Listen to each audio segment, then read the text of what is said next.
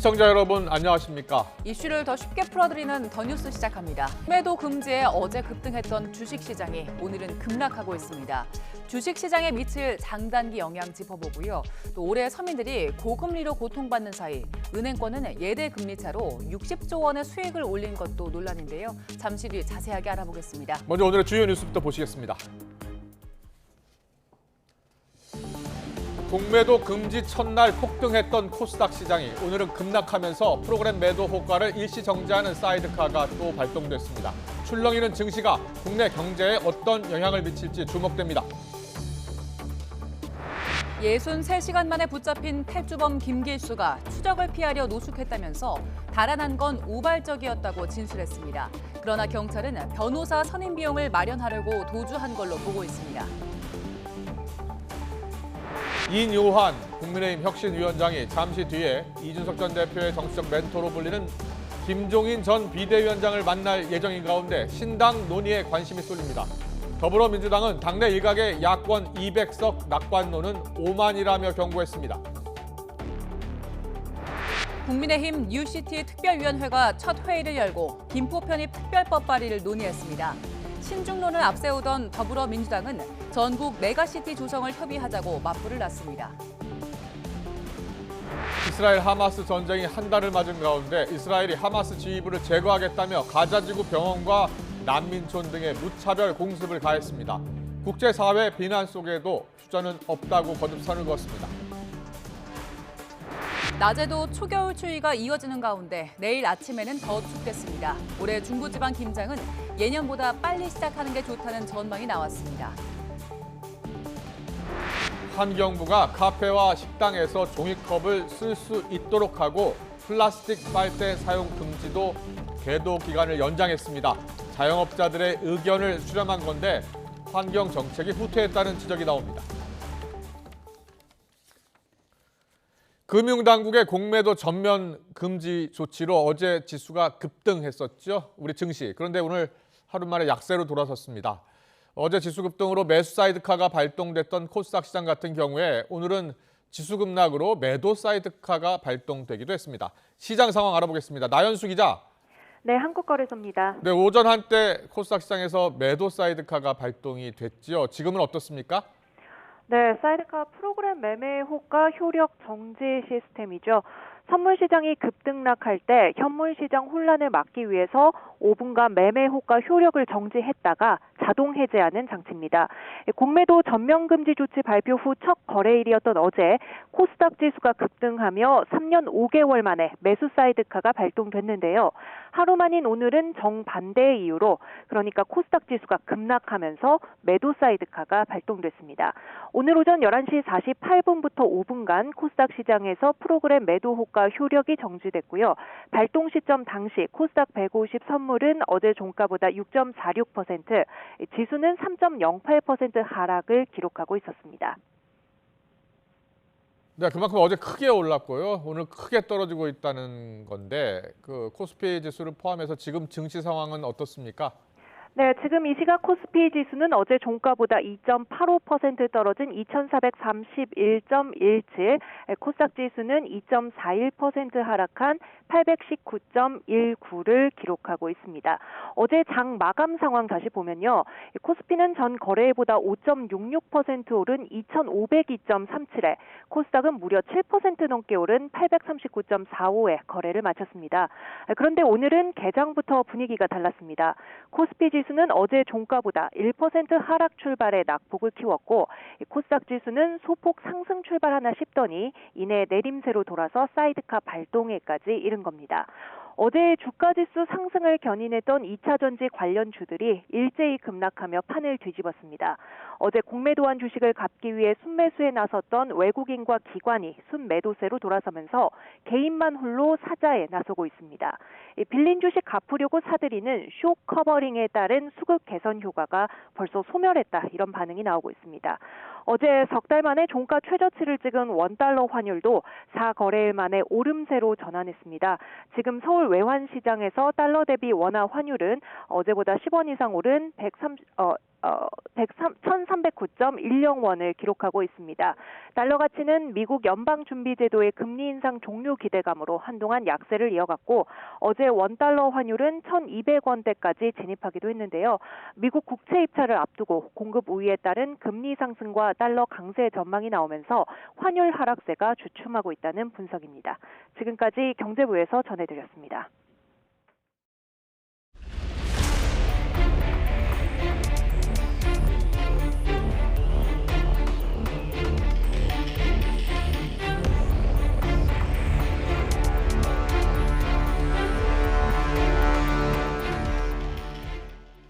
어젯밤 검거된 김길수의 63시간 도주 경로를 되짚어봤습니다.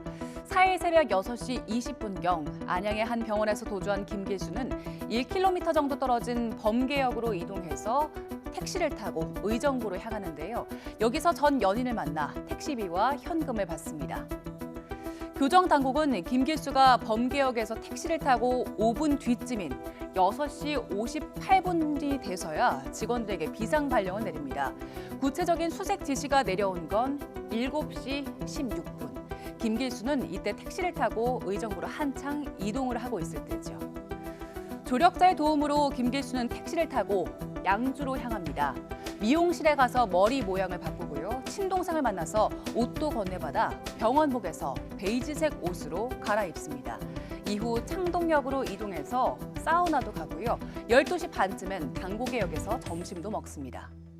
김길수는 오후 6시 반쯤 뚝섬 유원지역에서 저녁 8시 50분경에는 고속터미널역에서 발견됐습니다. 고속터미널에서는 지하상가에 들러 옷을 사는데요. 눈에 띄지 않는 검은색 점퍼와 바지로 갈아입습니다. 지금까지 알려진 김길수의 행적은 여기까지였죠. 이후 김길수는 사평역 인근에서 택시를 타고 노량진으로 이동합니다. 노량진에서 하루 노숙을 한 걸로 확인됐는데요. 잠을 잤다기보다는 은신에 가까웠죠. 이후 5일 새벽 2시쯤엔 다시 동생 집이 있는 양주로 이동을 하는데 근처에 경찰들이 있지 않을까 우려해서 동생 집이 아닌 근처 상가와 주차장에서 밤을 지샜습니다. 지난 주말 사이 비도 오고 날이 급격히 추워졌지요. 김길수, 바람이 불어서 추웠다고 진술했습니다. 이후 다음 날 저녁 8시쯤에는 버스를 타고 전 연인의 도움을 받았던 의정부로 향하는데요. 이후 공중전화로 전화를 걸려던 김길수를 경찰이 검거했습니다. 검거 당시 상황은 윤성훈 기자 연결해서 더 자세히 알아보겠습니다. 윤성훈 기자. 네, 사회부입니다. 네, 김길수의 검거 경위부터 전해주시죠. 네, 사흘째 탈주극을 벌이던 김길수가 경찰에 체포된 건 어젯밤 9시 20분쯤입니다. 숟가락을 삼켜 입원해 있던 경기 안양시 병원에서 도주한 지 63시간 만입니다. 도주 이후 서울과 경기 북부 지역으로 오가며 추적을 피한 김길수는 어제 저녁 8시쯤 여자친구 집 인근인 경기 의정부시로 향했습니다. 김길수는 의정부시에서 공중전화 부스를 이용해 여자친구에게 전화를 걸었다가 검거됐습니다. 의정부로 들어온 사실을 파악하고 있던 경찰이 김길수의 통화가 마친 지 10여 분 만에 추적에 성공하면서 곧장 검거한 겁니다. 검거 당시 김길수가 몸부림을 치며 강하게 저항했지만 끝내 형사 3명에게 제압됐습니다. 김길수는 경찰 조사 과정에서 추적을 피하기 위해 옷을 자주 갈아입고 머리를 자르고 대중교통 등을 자주 갈아탔다고 진술한 것으로 전해졌습니다. 네, 김길수는 우발적으로 도주했다 이렇게 주장을 하고 있지만 경찰은 좀 달리 보고 있다고요? 네, 우선 김길수는 탈주 계획을 세운 적이 없고 조력자도 없었다고 취재진에게 말했습니다. 직접 들어보시겠습니다. 탈주 언제부터 계획하신 건가요? 계획 안 했어요. 조력자 있나요? 없어요. 마지막으로 하고 싶은 말 있으세요?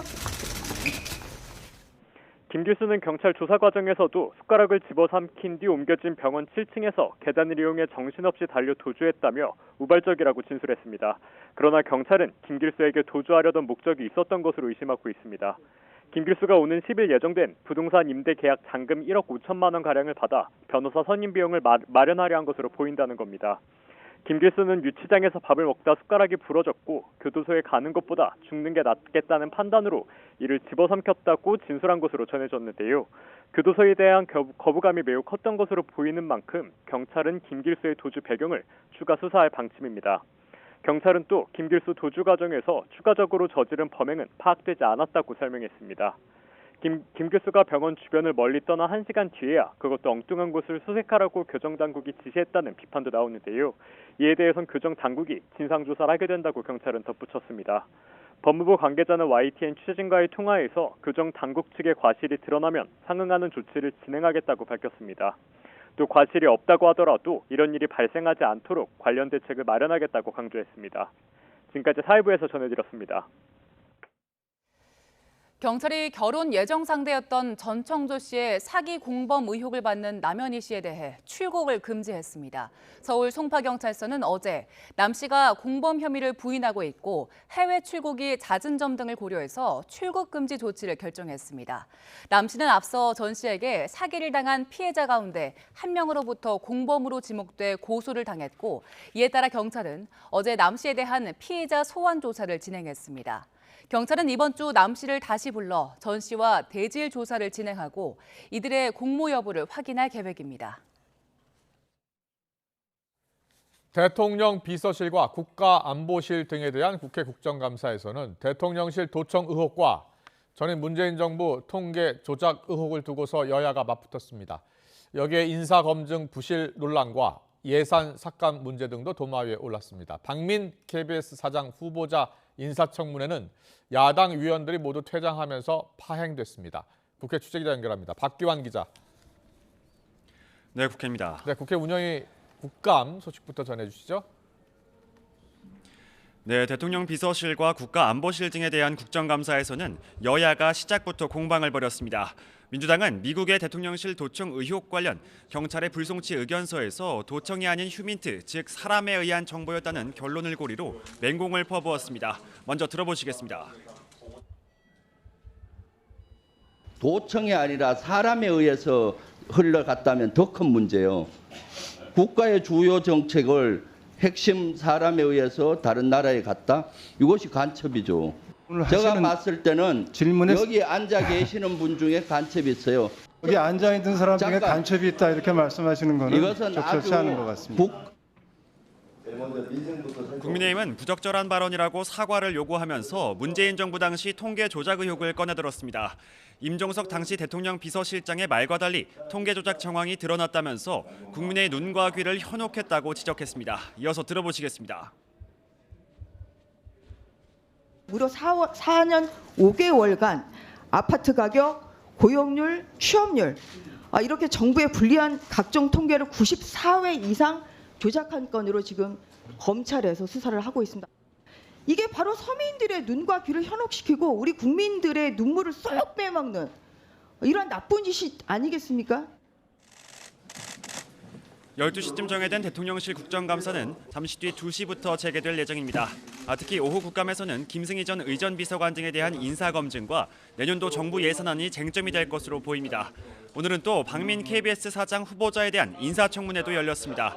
야당 과방위원들은 청문회 시작부터 자료 제출이 부실하다며 장제원 위원장을 향해 성토를 쏟아냈습니다.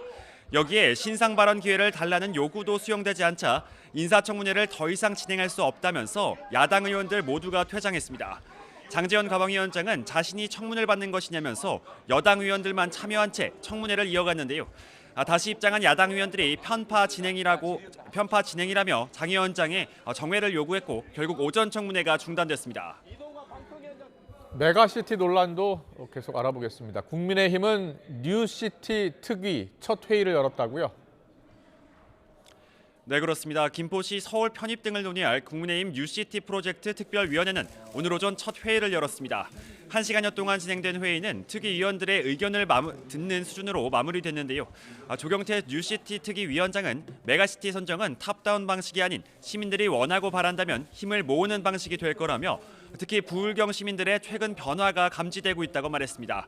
특별법 발의 시점에 대해선 시민과 전문가 의견을 수렴해 연내에 입법할지 아니면 총선 공약으로 가져갈지 검토할 것이라고 설명했습니다. 총선을 앞두고 메가시티와 공매도 중단 조치 등을 정책 의제 선점을 이어가겠다는 의지로 풀이됩니다. 그동안 신중론을 펴왔던 민주당도 수도권에 한정하지 않고 전국 메가시티 조성을 논의하자며 맞불을 놨습니다. 민주당 홍익표 원내대표는 국회에 국가균형발전 TF를 설치해 국가의 미래를 위한 각계의 지혜를 모으자고 여당에 제안했습니다. 이어 종합적인 국토 상생발전 방안이 필요할 때라면서 당리당략이 아닌 여당의 전향적인 답변을 기다린다고 덧붙였습니다. 지금까지 국회에서 YTN 박견입니다. 한동훈 법무부 장관은 자신을 탄핵 대상에 포함할 수 있다는 더불어민주당을 향해서 매번 말로만 겁박하지 말고 하려면 하라면서도 세계 민주국가 정당 가운데 이렇게 습관적이고 상습적으로 탄핵을 남발하는 정당은 없을 것이라고 비판했습니다. 한 장관은 오늘 예산안을 심사하는 국회에서 기자들과 만나 헌법이 민주주의를 지키기 위해서 보장해둔 대단히 극단적인 제도를 이렇게 장난하듯 말할 수 있는 건지 같이 얘기해 보고 싶다면서 이같이 말했습니다. 이어서 국민은 민주당이 도대체 어떤 사유로 자신을 탄핵하겠다는 건지는 모를 것 같지만 도대체 왜 자꾸 이러는지는 다들 알 것 같다고 덧붙였습니다. 강원 지역에는 이틀째 순간 초속 30m 안팎의 강풍이 몰아치면서 피해가 속출했습니다. 강원 소방본부는 어제와 오늘 강릉과 양양, 원주 등 16개 시군에서 강풍과 관련해 모두 159건의 안전조치 활동을 했다고 밝혔습니다. 인명피해는 없었지만 강풍에 나무가 쓰러지고 가림막이나 신호등, 지붕 등이 파손됐습니다. 강원지방기상청은 오늘 오후까지 순간초속 15m 안팎으로 바람이 강하게 불겠다며 시설물 관리와 안전사고 예방에 주의해달라고 당부했습니다. 밤사이 기온이 크게 떨어지면서 산간 고지대에는 상고대가 장관을 이뤘습니다. 내륙 기온도 어제보다 10도 이상 떨어지고 체감온도가 영하로 떨어지면서 하루 만에 날씨가 급변했는데요. 내일은 오늘보다 더 춥다고 합니다. 취재기자 연결해서 날씨 알아봅니다. 김민경 기자. 네, 김민경입니다. 네, 하루 만에 날씨가 급변했는데 겨울이 빨리 온 것 같습니다. 산간지방은 상고대가 장관을 연출했다고요? 네, 그렇습니다. 중부와 전북 산간을 중심으로는 밤사이 영하 5도 안팎까지 기온이 떨어지면서 하얀 산고대가 장관을 연출한 곳이 많았습니다. YTN 보도 시스템 이다스 화면에 잡힌 현재 산 정상 모습부터 확인해 보겠습니다. 먼저 충북에 위치한 소백산 연화봉의 모습입니다. 단풍으로 울긋불긋해야 할 산 정상에 하얀 눈꽃이 핀 모습이고요. 높은 고지대 부근은 영하권 추위가 이어지고 있어서 화면에서도 눈이 떨어지는 모습을 확인할 수 있습니다. 다음은 전북 덕유산 설청봉입니다. 하늘은 맑지만 바람이 여전히 강하게 부는 모습입니다. 왼쪽으로 하얗게 상고대가 장관을 이루고 있습니다. 상고대는 영하의 온도에서 대기 중에 안개나 서리가 나무나 풀에 들러붙어 얼어붙은 걸 말합니다. 네, 산간에 상고대가 생길 정도면 기온이 많이 내려갔을 것 같은데 내륙도 꽤 쌀쌀합니다. 오늘 아침 기온 얼마나 떨어졌습니까? 네, 오늘 가장 추웠던 곳은 강원 산간으로 설악산이 영하 6.6도까지 떨어졌습니다. 대관령 기온이 영하 0.5도, 동두천 1.2도, 서울도 3.6도로 어제보다 12도 낮은 기온을 보였습니다.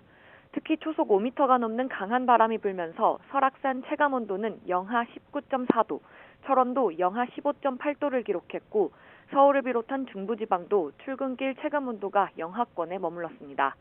내일이 절기상 계절이 겨울로 접어든다는 입동인데요. 내일 아침은 기온이 더 떨어집니다. 대관령 영하 5도, 서울과 대전 2도, 광주 5도, 대구 3도로 올가을 들어 가장 춥겠습니다. 내일 낮부터는 기온이 크게 오르면서 때이른 추위가 누그러들겠지만 주말부터는 이번보다 더 강한 추위가 찾아옵니다. 토요일과 일요일 서울 아침 기온이 0도까지 떨어지겠고 다음 주 월요일에는 올가을 들어 처음으로 영하권 기온을 보일 전망입니다. 기상청은 본격적으로 북쪽 한기가 남하하면서 늦더위가 끝났고 앞으로는 기온이 계속 하강 곡선을 그릴 걸로 보인다고 전망했습니다.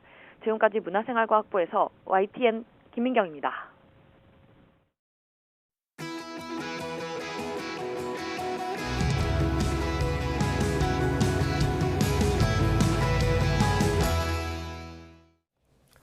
네, 앞서 전해드렸는데요. 공매도 전면 금지 소식에 어제 큰 폭으로 올랐던 주시장이 하루 만에 급락하면서 프로그램 매도가 일시효력 정지, 이른바 사이드카가 발동이 됐습니다. 시장에서 어떻게 보고 있는지 알아보겠습니다. 예, 그리고 국내 은행들의 올해 수익이 60조 원을 기록했다는 소식도 있었는데요. 함께 짚어보겠습니다. 정철진 경제평론가와 함께합니다. 어서 오세요. 네, 어서 오세요. 안녕하십니까. 네, 먼저 앞서 저희가 증시 상황을 전해드렸는데 사이드카가 어제도 발동되고 오늘도 발동됐어요. 지금 이 시장, 주식시장이 지금 어떻게 돌아가고 있는 겁니까? 그렇습니다. 좀 헷갈리실 예, 것 같은데요. 이제 현재 우리나라 주식시장은 급등락에 있어서 일종의 이제 제어 장치를 뒀습니다. 네. 그래서 첫 번째 제어 장치가 사이드카, 그거보다 더 센 건 서킷 브레이커인데요. 예. 사이드카를 말씀드리면은 코스피는 상하 5% 네. 선물이요. 예. 그다음에 코스닥은 상하 6%입니다. 그런데 어제 같은 경우에는 매수 사이드카가 걸린 거죠. 아. 그래서 어제는 코스닥 선물이 6% 이상 폭등을 하면서 네. 약 5분간 프로그램 매매가 이제 정지가 되고 다시 재개가 된 거였었고요. 예. 오늘 같은 경우에는 또 코스닥 선물이 5% 이상 급락을 한 겁니다. 네, 그러니까 네. 오늘 걸린 건 매도 사이드카요. 그래가지고 그거로 5분간 쉬었다가 다시 프로그램 매매가 재개가 됐는데 예, 예. 현 상황으로는 앞서 있었던 낙폭들을 이제 상당히 좀 줄이고 있는 그런 모양새입니다. 아. 그러면 어제 상승을 이끌었던 종목들 그리고 오늘 하락을 이끈 종목들은 각각 어떤 겁니까? 거의 일치합니다. 뭐 업종으로 따지면 여러분들이 더 잘 아시겠지만 예. 2차 전지 업종들이고요.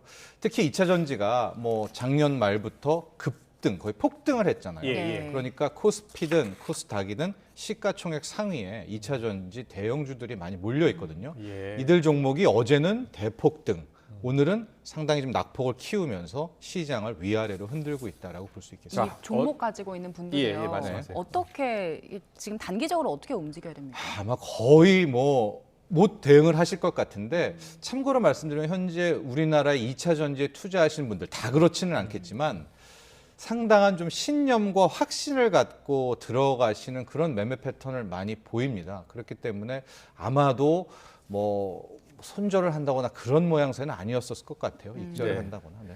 뭐 종목도 종목입니다만 어제는 외국인들이 주식을 많이 샀다고 해요. 네. 예, 얼마나 샀습니까? 어제 산 것은 뭐 우리가 흔히 말하는 숏 커버링, 예. 숏 스퀴즈 이따 설명해 드리겠지만 네, 얼마나 어제 샀어요? 같은 경우에는 코스피에서는 7천억 이상을 사들였었습니다. 예, 그런데 예. 이게 사고 싶어서 샀다기보다는 예. 앞서 말한 것처럼 공매도 금지 조치에 따른 예. 서둘러서 자신들이 그러니까 공매도를 쳤던 것들을 아. 되사하는 과정에서 사지는 그런 과정이었다라고 볼 수가 있겠고요. 그렇군요. 예, 우리가 보통 이런 것들을 숏 커버, 공매도를 했다가 이제 주가가 올라가니까 예. 더 비싼 가격에 사서 갚아야 되잖아요. 예, 그러니까 예. 미리 서둘러서 이제 환매수하는 것들을 그럼 외국인들이 숏 그동안 커버라고 계속 하는데 공매도를 쳤다는 거예요? 그렇습니다. 특히 2차 전지 같은 경우에는 상당 부분 공매도가 몰려 있었었고요. 예. 이런 부분들을 허겁지겁 되사는. 그러니까 어제는 오히려 숏 커버를 넘어서 숏 스퀴즈, 아예 그걸 쥐어짜 버린다라는 뜻이거든요. 예. 숏 스퀴즈를 당했다라고 볼 수가 있겠고. 그렇군요. 참고로 어제 오늘 중에서 나는 내가 투자한 종목들은 공매도가 꽤 있는데 주가가 그렇게 못 올랐던데 하시는 분들도 있을 거예요. 예, 예. 그런데 이 숏 커버나 숏 스퀴즈가 나오려면 조건이 있습니다. 기본적으로 공매도도 많이 쳐져 있어야 되지만 네. 향후 그거의 반대급부 매수세가 강렬해가지고 이제 공매도 앞으로 내년 6월 말까지 못 쳐 했을 때 대거 매수세가 들어오겠구나 이런 불안에 떨게 만드니까 공매도 세력들한테 불안에 떨게 만드는 종목이 폭등을 한 건데 2차 전지주는 제가 앞서도 말씀드렸지만 현재 개인 투자자들의 사랑이 정말 뜨겁거든요. 그러니까 내년 말까지 이제 추가 공매도는 금지다라고 하니까 예. 기존의 공매도 세력들이 서둘러서 이렇게 되사게 됐던. 그러니까 공매도 좀 쉽게 한번 더 설명을 해주세요. 네. 공매도란 무엇입니까?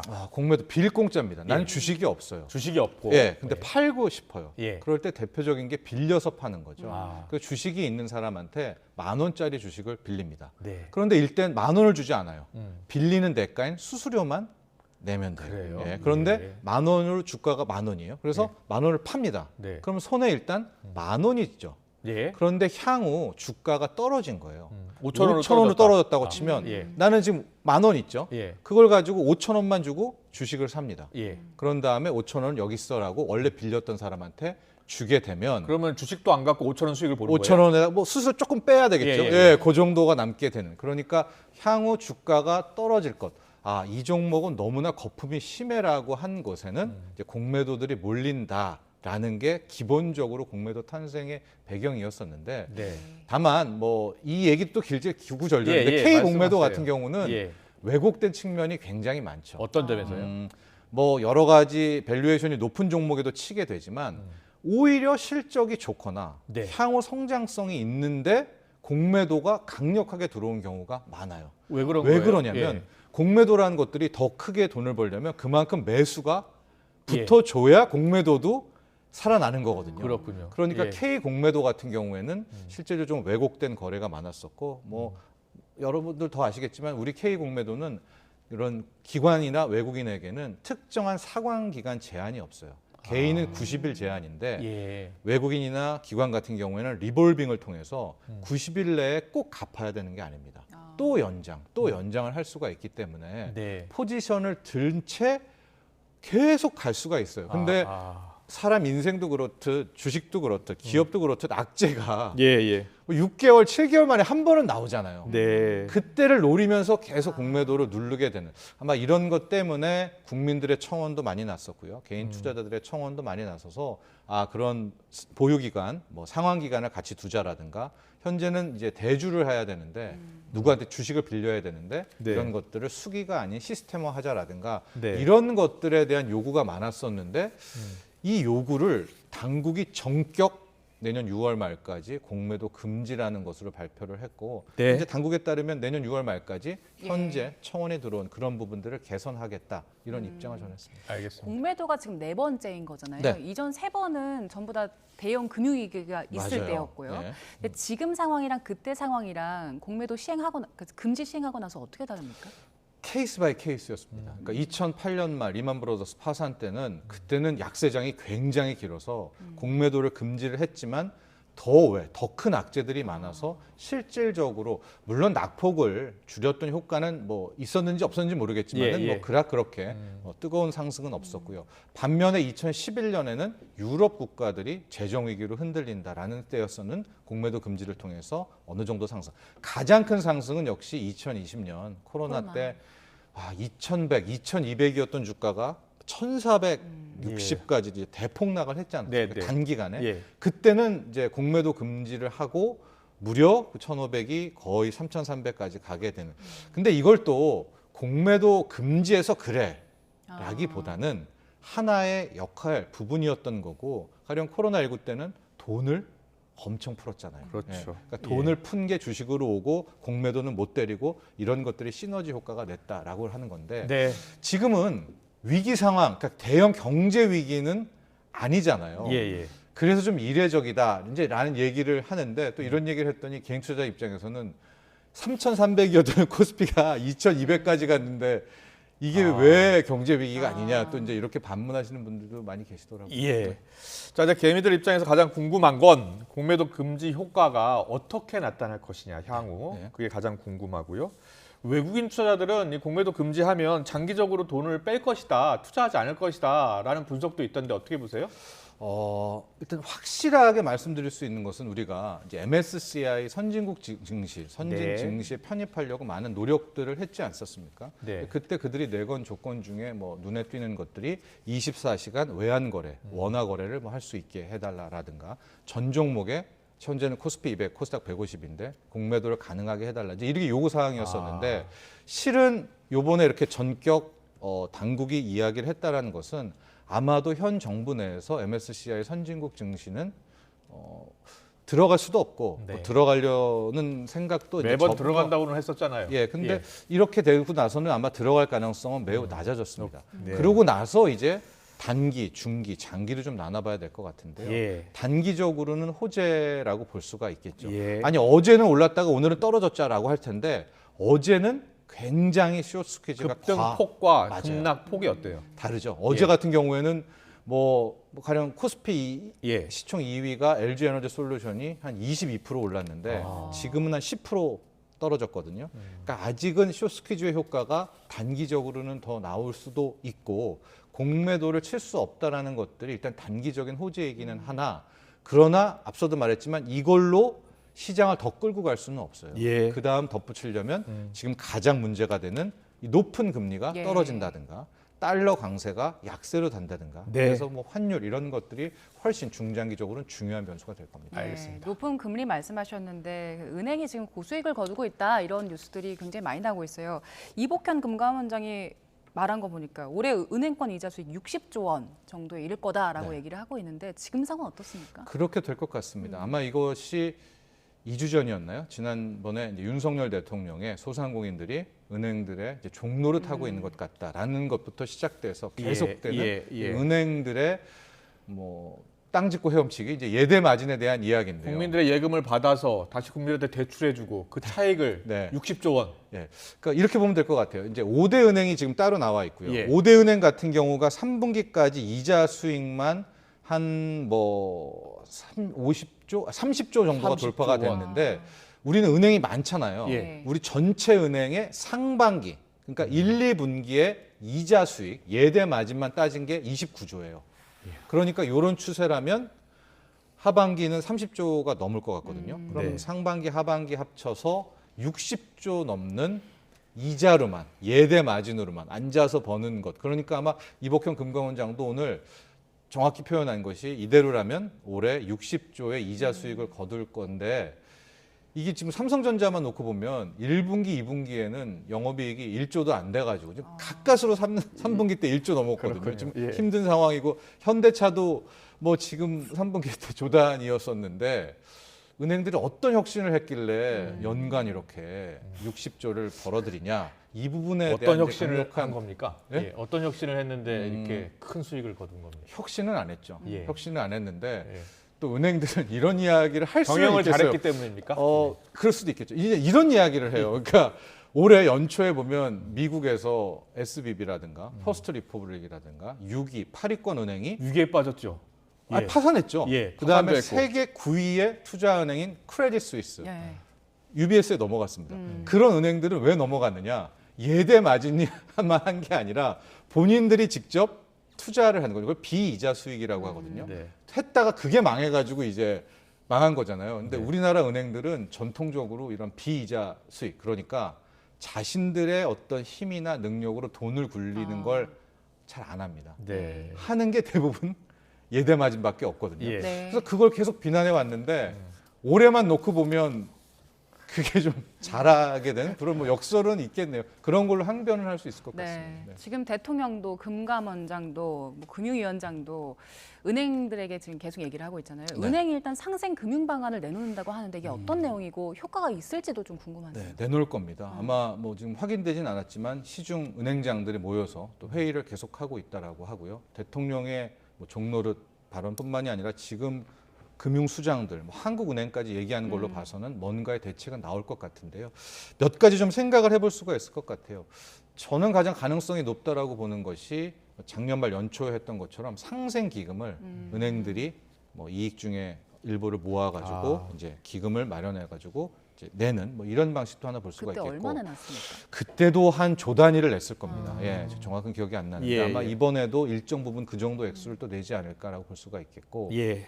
두 번째가 지금 소상공인 분들의 이 부채, 자영업자 부채가 굉장히 심각하지 않습니까? 이런 것들을 이제 저환, 그러니까 저금리로 대환 대출로 바꿔주는 부분들 네. 하나 생각해 볼 수가 있겠고 예, 예. 취약계층 부분에 있어서 뭐 이자 감면 이 정도 방안이고 다만 지금 일각에서 나오는 부분이 이제 유럽, 뭐 이탈리아 이런 나라처럼 초과이익 환수제, 뭐 횡재세 얘기도 나오는데. 예. 거기까지는 그 힘든 게 누가 정교하게 그걸 또 뽑아내야 되거든요. 예. 어느 정도가 적정이윤이고 네. 초과이윤이고 그럴 뭐 당국에서는 안 될 것 같아서 제가 보는 가장 큰 내용은 역시 돈 걷어서 기금으로 내놓는 방식이 가장 큰 확률이 높지 않나 이렇게 보고 있습니다. 알겠습니다. 은행권이 내놓을 상생 금융 방안 좀 더 지켜보겠습니다. 지금까지 정철진 경제평론가와 이야기 나눠봤습니다. 잘 들었습니다. 고맙습니다.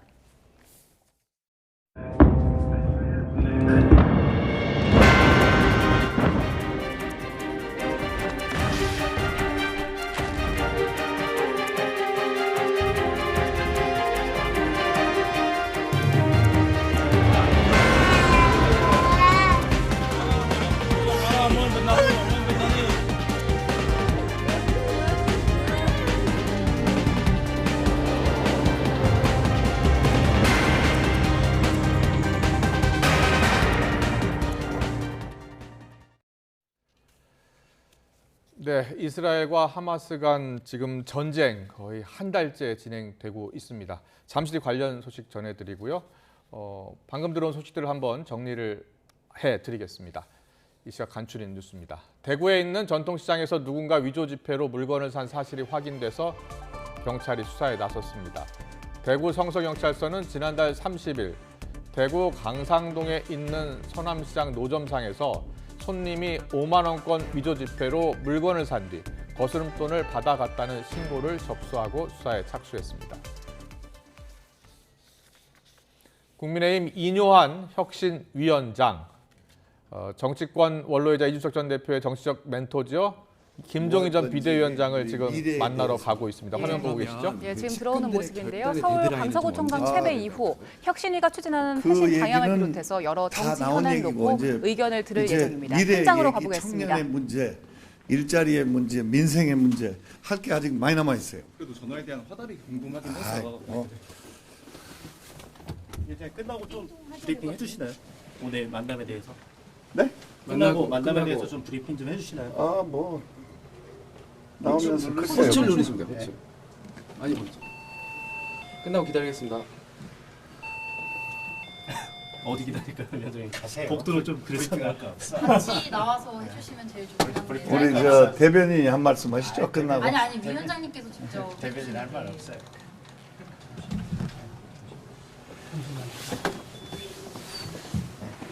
안녕하십니까.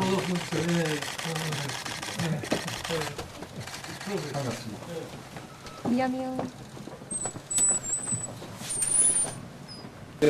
우리 대구 내려가서 뭐 할 건지 우리 미래에 대해서.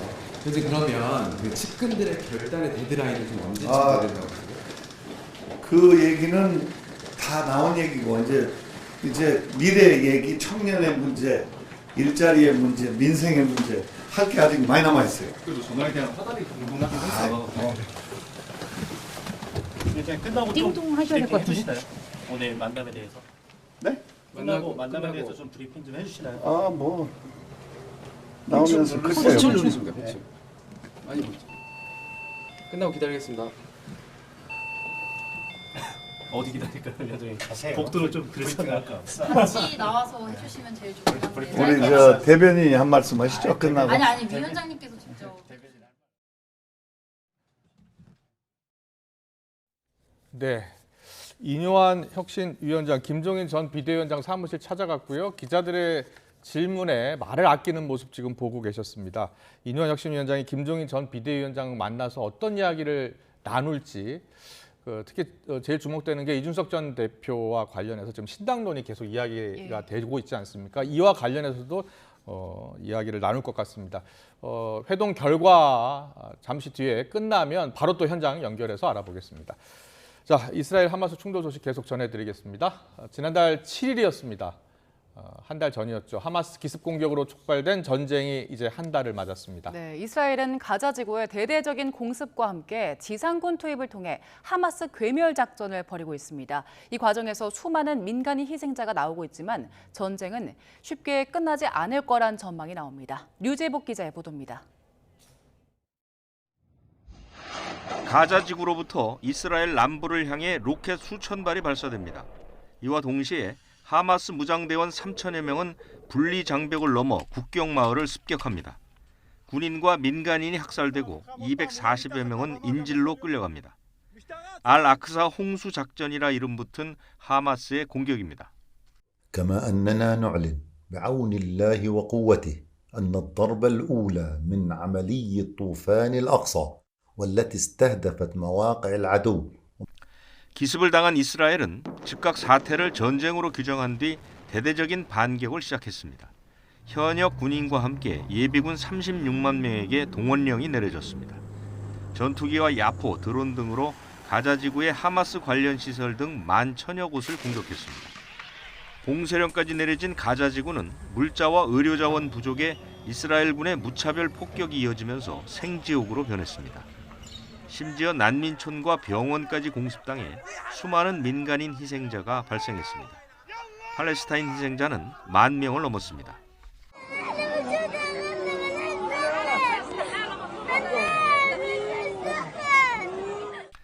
이스라엘은 공습을 통한 가자지구 초토화에 이어 지상군을 투입했습니다. 가자지구 곳곳에 파놓은 지하 터널을 제거하며 하마스를 옥죄고 있습니다. זהו השלב השני של המלחמה, שמטרותיה ברורות. השמדת היכולות הצבאיות והשלטוניות של החמאס והחזרת החטופים הביתה. 레바논 무장정파 헤즈볼라와 예멘 후티 반군 등 친하마스 세력은 전면전을 경고하고 나섰습니다. 미국과 국제사회는 민간인 보호를 위한 휴전을 제의했지만 이스라엘은 거부했습니다. 이스라엘조차 지상작전이 길게는 1년이 걸릴 것이라 봤습니다. 전쟁이 해결의 실마리를 찾지 못하는 사이 민간인 피해만 눈덩이처럼 불어나고 있습니다. YTN 유재복입니다. 가자 지구의 임산부와 신생아 건강이 큰 위협을 받는 걸로 나타났습니다. 세계보건기구 WHO는 가자 지구에 임산부 5만여 명이 있고 매일 신생아 180여 명이 태어난다고 밝혔습니다. 그러면서 일부 임신부들이 피난민 대피 시설이나 집, 심지어 길거리 등에서 합병증 위험을 아는 채 출산한다고 전했습니다. 이어 가자 지구에서 유엔이 운영하는 피난민 보호시설에 머무는 임산부 4,600명과 신생아 380여 명은 치료가 필요하다고 밝혔습니다. 네, 이스라엘은 하마스 지휘관을 제거한다는 명분으로 가자 지구의 병원, 난민촌 등 민간 시설에 무차별 공습을 가하고 있습니다. 하지만 수많은 민간인 희생이 잇따르면서 이스라엘군의 공격 정당성에 대한 국제사회 의문도 커지고 있습니다. 보도에 최영주 기자입니다.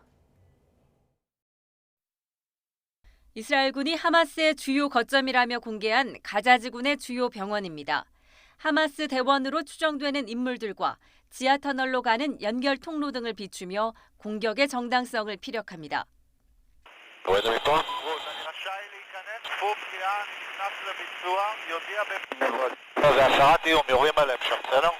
이스라엘군은 이처럼 하마스가 병원을 방패막이로 삼고 있다며 집중 공격을 가하고 있지만 민간인 희생은 불가피합니다. 실제 가자 지구의 가장 큰 병원인 알시파 병원 입구에서 구급차들의 공습을 가해 수십여 명의 사상자를 냈습니다. في ذهابنا في الطريق كنا معدل 6 إسعافات يحملون 11 مريض. هؤلاء كانت حالتهم حالة حرجة جدا.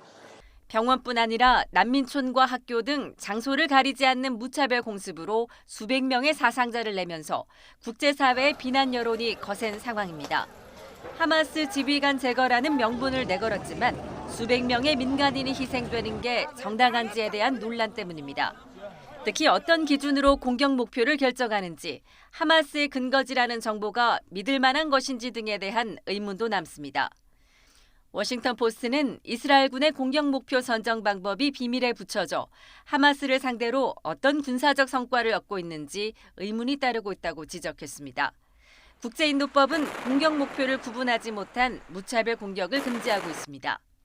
The world must urgently act to prevent further mass atrocities. The alarm bell could not be any louder coming from the UN, from human rights organizations, humanitarian organizations. 대테러 전문가들은 수십만 명의 가자 주민들이 안전한 곳을 찾아 계속 이동하는 상황에서 이스라엘군의 불안전한 정보가 민간인 피해를 키우고 있다고 지적합니다. YTN 최영주입니다. 이 시각 간추린 뉴스 다시 전해드립니다. 오늘 아침 8시 20분쯤 경남 김해시 대동면 부산 외곽 순환고속도로를 달리던 대형 버스가 25톤 화물차를 들이받았습니다. 이 사고로 버스 운전자 60대 남성 등 버스에 타고 있던 26명이 다쳐 병원으로 옮겨졌습니다. 오늘 아침 8시 반쯤에는 경남 양산시 동면 중앙지선 고속도로를 달리던 SUV 등 6대가 잇따라 추돌했습니다. 이 사고로 승용차 운전자 50대 여성이 허리 통증을 호소하면서 병원으로 옮겨졌습니다. 최근 10년간 비수도권에서 수도권으로 향한 20대가 60만 명에 육박하는 걸로 나타났습니다. 통계청 국가통계포털에 따르면 2013년에서 2022년 사이 서울과 경기, 인천의 20대 순이동 인구는 59만 1,000명이었습니다. 수도권으로 향하는 주된 배경에는 취업과 학업 등이 꼽혔습니다. 서울시는 잇따른 강력 범죄로 인한 시민 불안감을 해소하고 시민의 일상 안전을 지키기 위해서 휴대용 SOS 비상벨 지킴이를 보급한다고 밝혔습니다. 코로나19 방역 조치 완화 이후 처음으로 시행되는 올해 수능에서는 확진자도 일반 응시자와 같은 시험장을 이용하게 됩니다. 다만 교육부는 확진자의 경우 KF94 마스크를 상시 착용하고 점심시간에는 별도 마련된 공간에서 따로 식사할 것을 권고한다고 밝혔습니다.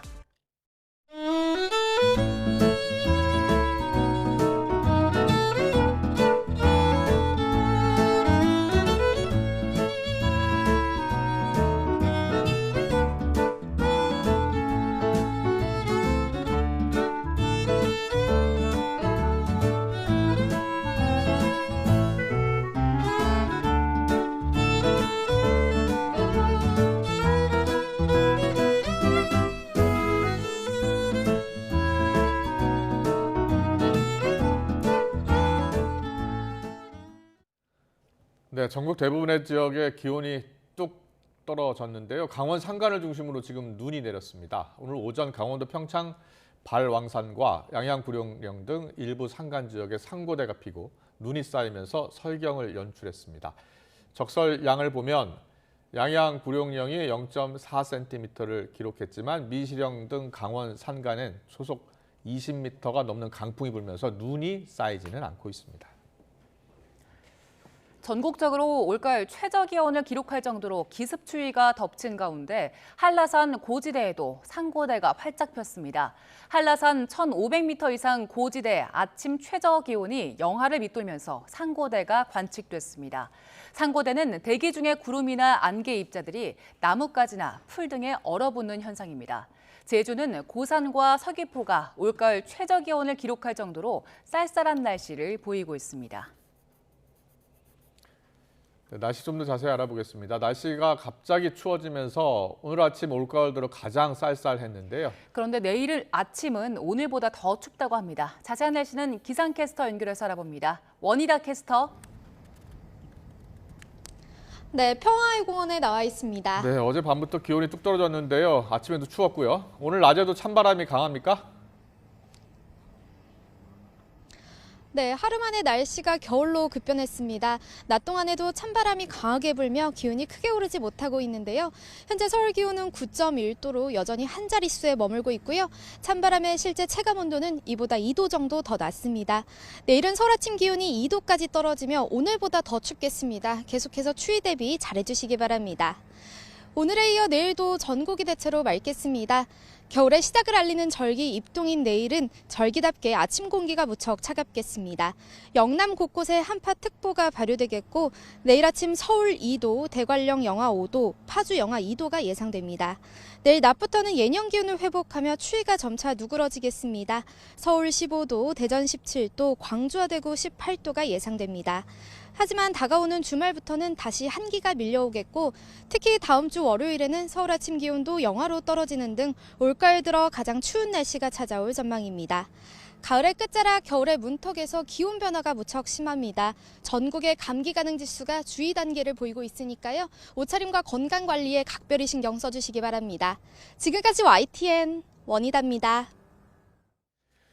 중국 동북 지역에 갑자기 한파와 폭설이 몰아쳐 여러 도시가 마비됐습니다. 아직 한여름 날씨인 중국 남부 지역과 비교하면 섭씨 60도 넘는 기온 차이를 보였습니다. 베이징에서 강정규 특파원이 보도합니다. 눈보라 몰아치는 고속도로가 텅 비었습니다. 제설 차량만 비상등을 켠 채 움직일 뿐입니다. 폐쇄된 요금소 앞으론 화물차들이 장사진을 쳤습니다. 受这个高速公路封闭的影响，目前就看到大概有1公里多的都是这样大型的物流的车辆在线上滞留了。 중국 동북 지역에 시속 100km에 달하는 강풍을 동반한 폭설이 내렸습니다. 바닥마저 빙판이라 성인 남성들도 몸을 가누지 못하고 날아갈 정도입니다. 헤이룽 장성의 경우 가장 높은 등급인 적색경보가 발령됐습니다. 각지에서 휴교령이 내려졌고 건설 현장이나 야외 공원 등은 임시 폐쇄됐습니다. 비상일수록 쉴 수 없는 배달원들은 악천후와 사투를 벌입니다. 버스와 택시는 물론 열차 운행도 중단됐습니다.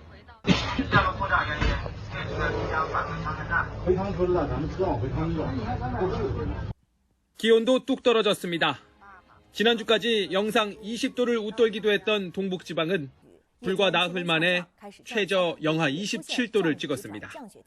11월에도 35도 넘는 여름 날씨인 중국 남부지방과 비교하면 무려 60도 넘는 기온 차이를 보였습니다. 베이징에서 YTN 강정규입니다. 중국 동북 지역에 내린 폭설의 영향으로 항공기와 열차 운행이 차질을 빚었다고 현지 매체가 보도했습니다. 오늘 오전 랴오닝과 지린, 해우룽장성 등 동북 3성 주요 도시를 오갈 예정이었던 고속 열차 34편의 운행이 취소됐습니다. 또 해우룽장성 무단장과 지시 이춘공항이 폐쇄돼서 항공기 운항이 중단됐고 하얼빈 공항은 90%, 랴오닝성 선양공항은 50%의 항공기가 결항했습니다. 올해 중부지방의 김장은 예년보다 하루에서 사흘 정도 빨리 시작하는 게 좋다는 전망이 나왔습니다. 하지만 남부지방의 김장 적정 시기는 다소 늦춰질 걸로 보이는데요. 그 이유를 정혜훈 기자가 전해드립니다. 무와 채소에 고춧가루와 갖가지 양념을 넣고 양념소로 완성합니다. 절인 배추 사이사이로 새빨간 양념을 골고루 채워놓고 돌돌 마른 배추를 켜켜이 쌓아 저장합니다. 김장은 춥고 긴 겨울 동안 먹을 김치를 담가 저장하는 우리 고유의 문화입니다. 김장의 가장 중요한 요소는 온도. 김장은 일 평균 기온이 4도 이하로 떨어지고 일 최저 기온이 0도 이하로 유지될 때가 가장 좋습니다. 이보다 기온이 높으면 김치가 빨리 익고 기온이 낮으면 배추나 무가 얼어 제맛을 내기 어렵습니다. 올해 김장 적기는 중부지방은 예년보다 하루에서 사흘 정도 빨라지고 남부지방은 하루에서 사흘 늦춰질 것으로 보입니다. 11월 중하순까지 예년보다 낮은 기온을 보이다 12월부터 예년보다 기온이 높아질 것으로 예상되기 때문입니다. 보통 중부지방은 11월 하순쯤 김장철로 접어들고 남부지방은 12월 이후 김장을 하기 시작합니다. 올해 11월 하순까지는 예년보다 춥다가 12월부터 예년보다 온화해질 것으로 보여서 중부는 예년보다 1일에서 3일 빨라지고 남부는 1일에서 3일 늦춰질 전망입니다. 서울은 예년보다 사흘 빠른 이달 27일이 김장하기 가장 좋겠습니다. 대전도 예년보다 이틀 빠른 29일로 예상됩니다. 남부지방은 예년보다 하루에서 사흘가량 늦춰지겠습니다. 대구 12월 8일, 전주 12월 5일, 광주는 12월 11일이 가장 좋은 시기입니다. YTN 정혜윤입니다. 이달 3일 출범한 빈대 정부합동대책본부는 오늘 오후 정부 세종청사 상황실에서 관계부처 책임자들이 참석한 가운데 회의를 열고 빈대 확산 방지 대책 등을 논의할 예정입니다. 앞서 빈대 대책본부는 오늘부터 전국 차원의 빈대 발생 현황을 파악해서 대처하기로 했습니다. 특히 지자체별로 상황이 취합되는 오늘부터 빈대 확산 방지를 위한 현황판을 만들어서 활용할 계획입니다.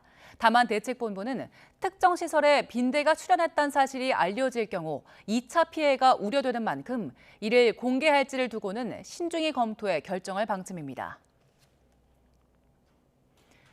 카페와 식당의 매장 안에서 종이컵과 플라스틱 빨대를 계속 사용할 수 있게 되었습니다. 환경부는 커피 전문점과 식당의 매장 내 일회용품 사용 규제 대상에서 종이컵을 제외한다고 밝혔습니다. 또 플라스틱 빨대의 경우 가격과 품질 면에서 적절한 수준의 대체품이 아직 부족한 상황을 고려해서 계도 기간을 연장하기로 했습니다. 환경부는 영세 사업장에서 다회용 컵 세척시설 설치와 인력 고용이 어려운 점과 다른 국가에서 일회용 플라스틱 컵 중심으로 규제하는 점을 고려했다고 설명했습니다.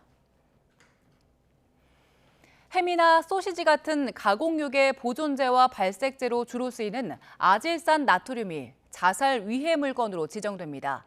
보건복지부는 아질산 나트륨 중독으로 인한 자살이 증가하는 추세에 대응하기 위해 이 같은 내용이 담긴 고시 개정안을 행정 예고했습니다.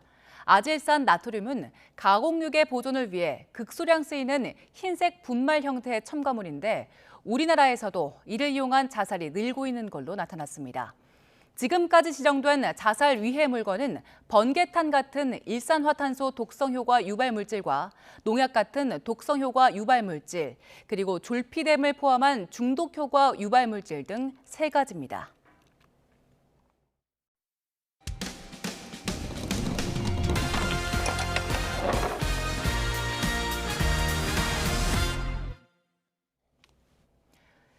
한국을 방문하려던 태국인 관광객들이 영문도 모른 채 입국 심사를 통과하지 못하자 태국 현지 반발이 잇따르고 있습니다. 법무부가 서둘러 해명을 내놨지만 YTN이 만나본 태국인들은 신분이 확실한데도 입국을 거부당했다며 억울함을 호소했습니다. 안동준 기자의 보도입니다. 지난 8월 한국행 비행기에 오른 태국인 파누댓 덴나크레 씨. 좋아했던 아이돌 팬사인회에 참석하기 위해 한국을 찾았다가 그만 입국을 거부당했습니다. 비자 면제 협정을 맺고 있지만 만일을 위해 대사관에서 미리 받아온 비자도 소용이 없었습니다. ระหว่างที่รอก็คือถ้าผมไม่เซ็นเขาก็จะไม่ให้น้ำไม่ให้ข้าวไม่ให้อะไรครับจนกว่า 심지어 태국에서 공무원으로 일한다며 신분을 증명하려 했지만 무용지물이었습니다. เขาไม่ให้เปิดดูโทรศัพท์หรือว่าให้เอาหลักฐานอะไรอย่างอื่นที่นอกเหนือจากที่เรายื่นให้ตม.ครับคือมันยังมีบัตรข้าราชการที่ผมจะยื่นให้เจ้าหน้าที่ดูด้วยแต่เจ้าหน้าที่เขาล่ามคือเขาไม่ให้ยื่นนะครับ 자신이 일하는 회사에 상사 가족과 함께 한국을 관광하려고 했던 뿌라파와디 누원짠 씨도 지난달 황당한 질문을 받고 입국을 거부당했습니다. 함께 여행 온 일행의 성은 모두 같은데 왜 혼자만 성이 다르냐는 겁니다. ก็รู้สึกแย่นะคะมันก็อธิบายไม่ถูกมันเหมือนแบบว่าเราไปทำความผิดอะไรแล้วแบบเราโดนแบบให้อยู่ในบริเวณที่เขาจัดไว้ให้ค่ะก็คือเหมือนโดนกักบริเวณนะคะ 앞서 법무부는 태국인 입국 불허 논란이 커지자 한국에서 취업 등 영리 활동을 할 것으로 의심되거나 한국에 올 때마다 체류 기간을 모두 채워 관광 목적이 의심되는 경우 더 정밀하게 심사하고 있다고 해명했습니다. 하지만 공무원인 덴나크레 씨와 한국 방문이 처음인 누원짠 씨 모두 법무부가 설명하는 사례에 해당하지 않았는데도 한국 입국을 거부당했습니다. 국내 불법 체류자 가운데 태국인의 비율이 가장 높은 건 사실이지만 관광 목적으로 한국에 방문하려는 태국인까지 차별하는 것 아니냐는 비판이 나옵니다. 입국 과정에서 불공정함이 그 한국 여행에 대한 반대나 반감을 일으키지 않도록 만드는 것이 매우 중요하다고 생각을 합니다. 한국 입국 불허 논란으로 태국 현지에서 반발이 이어지는 만큼 보다 명확한 기준을 마련해 오해를 해소해야 한다는 지적이 나옵니다. YTN 안동준입니다. 중국에서 1조 5천억 원 규모의 짝퉁 명품 브랜드 가방 등을 국내로 몰래 들여와 유통한 조직이 검거됐습니다. 인천해양경찰서는 관세법과 상표법 위반 혐의로 국내 밀수총책 51살 A씨 등 17명을 불구속 상태로 검찰에 송치했습니다. A씨 등은 지난 2020년 11월부터 지난해 9월까지 200여 차례에 걸쳐 정품 시가로 따졌을 때 1조 5천억 원 상당의 위조 상품을 중국에서 국내로 밀수한 혐의를 받습니다. 이들은 컨테이너 화물선에 싣고 인천항 등으로 들여온 위조 상품들을 미국이나 일본 등 해외로 보낼 것처럼 꾸민 다음 실제로는 국내에 몰래 유통한 걸로 조사됐습니다. 오늘처럼 날씨가 쌀쌀해질 때 생각나는 길거리 간식, 바로 붕어빵인데요. 재료비가 많이 올라서 가격이 껑충 뛰었고 1,000원 한 장으로 출출함을 달래주는 재미도 옛말이 되고 있습니다. 김태원 기자입니다. 뜨거운 철판에 밀가루 반죽을 붓고 파당금이나 슈크림을 얹습니다. 겨울철 거리를 걷다 보면 고소한 냄새를 풍겨오는 대표 간식 붕어빵입니다. 지난해까지만 해도 1,000원에 2마리를 팔았지만 올해는 어림도 없습니다. 노점상 대부분이 3마리에 2,000원, 하나에 700원꼴로 가격을 올렸습니다. 유동인구가 많은 일부 지역에선 한 마리에 1,000원을 받는 곳도 등장했습니다. 저는 서울 지하철 삼각지역 근처 붕어빵 가게에 나와 있는데요. 여기서 붕어빵 5개를 사 먹으려면 5,000원을 내야 합니다. 부쩍 오른 가격에 행인들은 부담 없이 지갑 열기도 어려워졌습니다. 원래는 지갑이나 그런 데 1,000원, 2,000원 남아 있으면 그걸로 편하게 사 먹었던 간식이었는데 이제는 그것도 좀 어려워진 것 같아요. 저 어릴 때는 한 1,000원에 3개씩 팔고 했던 것 같은데 1개에 1,000원이면 좋아하는 사람은 사 먹겠지만 굳이 먹을 느낌을 못 받을 것 같고요. 붕어빵 가격이 오른 배경에는 재료비부터 연료비까지 안 오른 게 없는 물가 탓이 큽니다. 실제로 속재료로 쓰이는 수입 붉은팥 도매 가격은 킬로그램당 6,860원으로 평년보다 33% 올랐습니다. 러시아와 우크라이나 전쟁 여파로 지난달 밀가루 값은 전쟁 전과 비교해 36% 뛰었고 설탕과 우유도 각각 34%, 17% 인상됐습니다. 올해부터 이게 물건값도 많이 오른 데다가 가스비도 그렇고 3-4개 1,000원 받아갖고는 타산이 안 맞는 거예요. 대표 외식 메뉴인 치킨과 짜장면은 물론 국민 간식 붕어빵까지 값이 들썩이면서 서민들 어깨는 더욱 움츠러들고 있습니다. YTN 김태원입니다.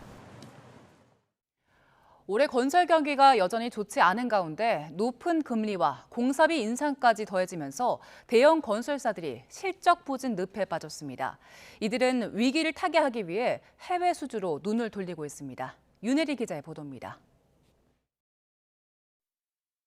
올해 3분기 대형 건설사들은 기대에 못 미치는 성적표를 받았습니다. 시공 능력 평가 10위 안에 드는 대형 건설사 5곳에 올해 3분기 실적을 따져보니 4곳의 영업이익이 지난해보다 크게 줄었습니다. 최근 누락 사태를 맞은 GS건설의 영업이익은 지난해 반토막 수준인 602억 원에 그쳤습니다. 국내 주택사업 비중이 상대적으로 높은 DLENC의 영업이익도 지난해보다 30% 감소한 804억 원을 기록했습니다. 삼성물산과 대우건설도 한 자릿수대 하락률을 보였습니다. 반면 올해 굵직한 해외 사업 수주에 성공한 현대건설은 유일하게 지난해보다 영업이익이 늘었습니다. 지난해 같은 분기보다 60%나 증가한 2,455억 원입니다. 사우디 네옴 러닝터널, 이라크 바스라 정유공장, 폴란드 올리핀 확장공사 등 해외 대형 공사가 본격화되고 국내 주택 부문 실적이 반영됨에 따라 매출과 영업이익 모두 크게 증가했습니다. 국내 건설 경기는 여전히 찬바람이 부는 가운데 해외 사업 수주 여부로 실적이 판가름 난 겁니다. 건설사들은 하나같이 고물가와 고금리, 건설 자재비와 인건비 상승 등을 수익성이 하락한 이유로 꼽았습니다. 문제는 이런 상황이 당분간 이어질 거란 겁니다. 국내 주택과 PF 시장 등이 악영향을 받고 침체되면서 국내 주요 건설사들의 전년 대비 영업이익이 감소한 것으로 평가됩니다. 현재 여파이 단기에 반전될 여지가 크지 않으므로 건설사들의 실적 개선도 그럴 것으로 평가할 수 있습니다. 건설사들은 해외로 눈을 돌리고 있습니다. 국내 주택사업은 수익이 확실한 사업장을 선별적으로 수주하고 중동과 동남아시아 등 대형 해외 사업 확대로 돌파구를 마련하겠다는 계획입니다. YTN 윤혜리입니다. 암으로 숨지는 사람 가운데 폐암 다음으로 많은 병이 바로 간암입니다. 이 간암의 70%는 B형 간염이 원인이라고 하는데요. 건보 급여 기준을 바꾸면 간암 발병률을 줄일 수 있다는 연구 결과가 나왔습니다. 김혜연 기자의 보도입니다.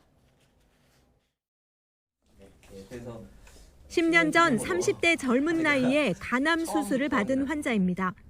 B형 간염 보균자라 꾸준히 간 검진을 받았지만 암이 발병할 때까지 약 먹을 일은 없었습니다. 간 수치가 건강보험 급여 기준만큼 높지 않았기 때문입니다. 비보험으로 평생 먹게 되면 좀 경제적인 부담이 많을 거라 그런 얘기를 있어서 그래서 이제 보험 이제 적용이 되는 그때까지 기다려야 되는 그런 게 있었거든요. 그래서 항바세제를 따로 처방받지는 못했습니다. 권 씨처럼 B형 간염 보균자인 경우 치료 시기를 앞당기면 간암 발생 위험이 줄어듭니다. 서울 아산병원 이명석 교수팀이 국내 5개 대학병원 환자들을 7년 추적한 결과 B형 간염 치료를 받은 경우 암 발생 위험이 절반 정도 적었습니다. 또 혈중 B형 간염 바이러스 수치가 100만 단위 정도일 때 암 발생 위험이 가장 컸습니다. 설령 간 수치가 낮더라도 바이러스가 100만 단위까지 오르기 전에 빨리 치료해야 한다는 겁니다. 현재 건강보험 급여 기준은 바이러스 수치가 2,000 단위 이상이면서 간 수치가 80 이상이어야 합니다. 바이러스 수치만으로 급여 치료를 시작하면 간암 환자를 해마다 3,000에서 4,000명씩 줄일 수 있는 걸로 나타났습니다. 환자분의 숫자를 2배 정도 늘리게 되면은 매년 약 3-4천 명씩의 간암 발생을 예방할 수 있을 것으로 시뮬레이션 결과가 나왔습니다. 15년 동안에 4만 명 정도의 간암을 예방할 수가 있게 될 것입니다. 자칫 과잉 진료로 이어지는 것 아니냐는 우려에 대해 연구진은 장기적으로 사회적 의료비 부담을 더는 방향이라고 강조했습니다. 중국도 올 초 바이러스 기준으로 치료 기준을 바꿨지만 우리의 경우 건강보험 지출 문제와 학계 논의를 거치려면 더 많은 시간이 필요합니다. YTN 김혜은입니다. YTN 김영수입니다.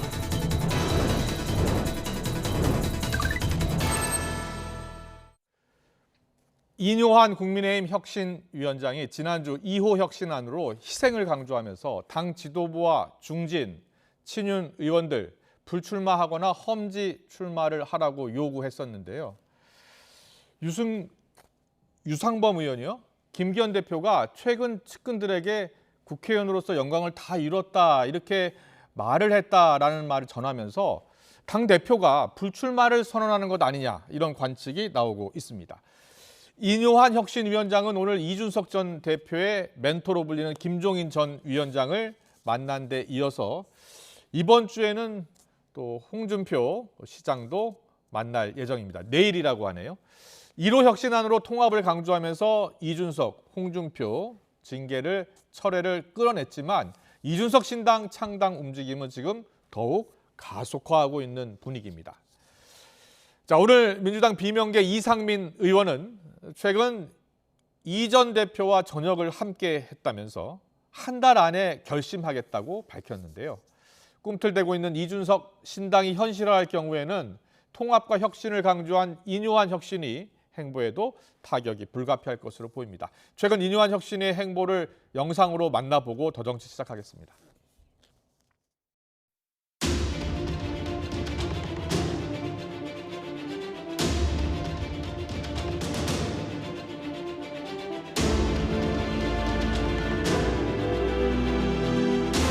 제가 굉장히 어려운 숙제를 줬어요. 이분들이 굉장히 힘들어하고 있어요.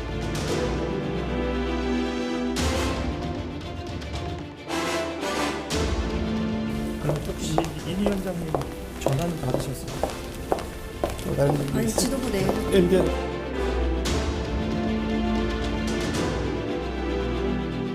울산 출마는 포기한 것으로 거의 이제 뭐 기정사실처럼 보도하는 것도 나오고 있거든요. 김기현 대표께서 본인 스스로도 국회의원으로서 가질 수 있는 큰 영광은 다 이뤘다는 말씀을 하셨거든요.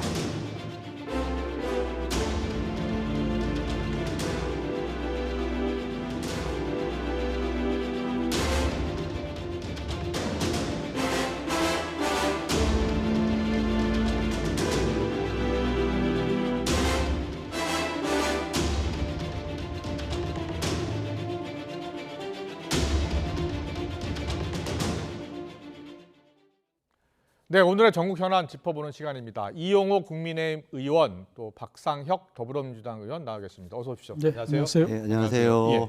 이뇨한 위원장, 조금 전 김종인 전 비대위원장과 만나는 모습 저희가 생방송으로 전해드렸는데 아직 회동 결과는 나오지 않았습니다. 어떤 이야기가 먼저 오갈 것으로 예상하세요, 박상혁 의원님? 지금 사실 저는 이뇨한 위원장이 이 김기현 대표가 저는 용산의 출장소장이다 이렇게 여의도 출장소장 이렇게 말씀드렸잖아요. 지금 청부 용역을 받고 계시죠. 그래서 지금 가장 어려운 숙제들을 뭐 좀 전에도 방송에 나왔지만 풀고 있는데 기본적으로는 창당을 좀 뭐 만류하려고 창당 만류하러 간 것이다. 이런 부분에 있어서 결국은 김종인 전 비대위원장이 뭐 이준석 대표의 멘토로서 역할들을 하고 여러 가지 사안들에 대해서 조언을 하고 있으니까 그렇군요. 그런 부분들에 대한 좀 우회적인 작업들 뭐 이렇게 하지 않나 이런 생각이 드는데 그렇군요. 꼭 쉽지만은 않을 겁니다. 왜냐하면 김종인 위원장이란 분이 어떤 분입니까? 정확하게 이게 돌아가는 흐름이라든지 전국의 수를 잘 알고 있는데 이뇨한 위원장이 과연 이런 파워와 권한을 가지고 있는가 이런 부분에 대해서 정확하게 알고 계시거든요. 이거의 핵심은 찾아가야 될 사람은 이뇨한 위원장이 아니라 윤석열 대통령이 찾아갔어야죠. 그렇군요. 자, 이뇨한 위원장이 아무래도 김종인 전 비대위원장이 또 이준석 전 대표의 정책 멘토기도 하니까 신당 창당을 좀 만류해달라는 부탁하러 간 것 아니냐. 박상혁 의원은 그렇게 봤거든요. 이용호 의원님은요? 뭐 그런 것도 포함이 될 있을 수 있죠. 그런데 알다시피 이제 김종인 전 비대위원장 같은 경우는 산전수전 정치판에서 다 겪었고 그렇습니다. 또 여야 넘나들면서 선거도 지휘해본 분이고 네, 민주당 비대위원장도 지냈으니까요. 노회한 정치인이죠. 예. 이런 상태에서 이뇨원 지금 위원장이 한 수 배우러 간 것이고 첫 번째는 그래서 이제 이런 상태에서 어떻게 하면 좋을지를 조언을 좀 듣고 싶었을 것이고요. 두 번째 탐색을 하러 갔겠죠. 정보를 돌아가는 얘기를. 그러니까 김종인 위원장은 당 외곽에서 원래 외부에서 보면 웬만한 게 보이거든요.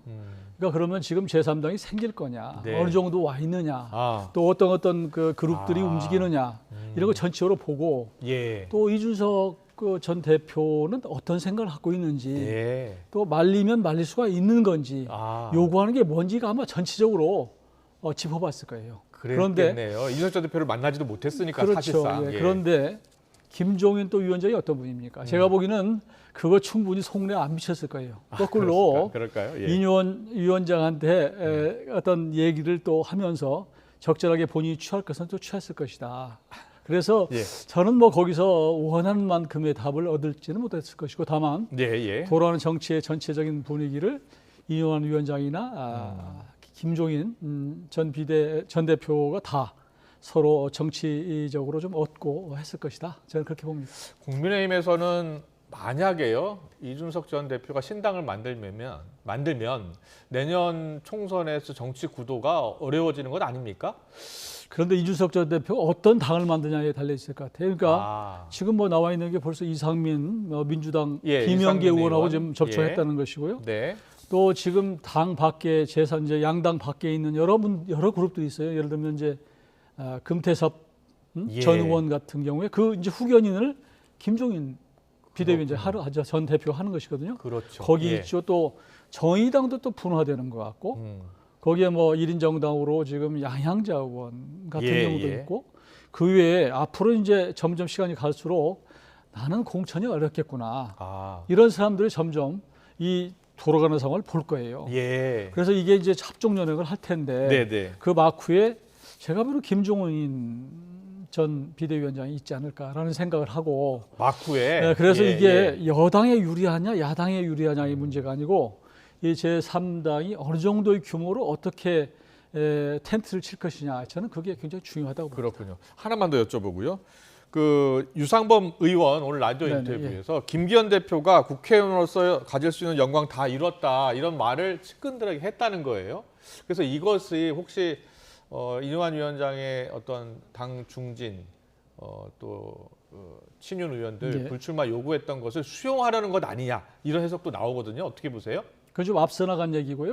제가 유상범 의원한테 물었어요. 당신 근거 있어서 지금 얘기한 거냐? 그랬더니 그게 아니라고. 다시 말씀드리면 김기현 대표가 평소 정치를 할 때의 자세를 얘기한 거라고 이렇게 얘기하더라고요. 그러니까 강서 선거 직후 얘기고요. 저는 뭐 개인적으로는 김기현 대표가 이 상황, 어려운 상황에 독배를 피해 가기는 어려울 것이라고 생각을 합니다.